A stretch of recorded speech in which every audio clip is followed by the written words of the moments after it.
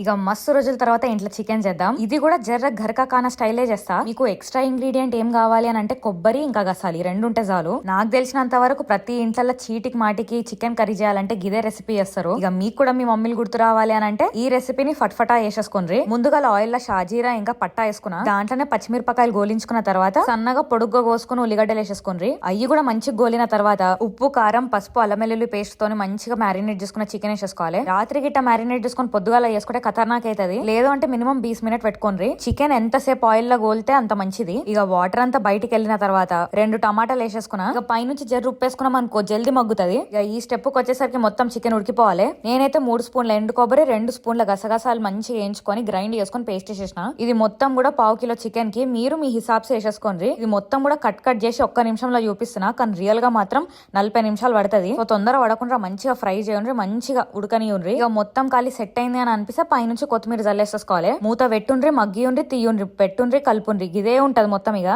ఏం కాదు, ఎట్లా చేసినా మంచిగా ఉంటది దీని టేస్ట్. ఇక మొత్తం సమజ్ అయినట్టుంది కదా. సరే మరి ఉంటాం అలా.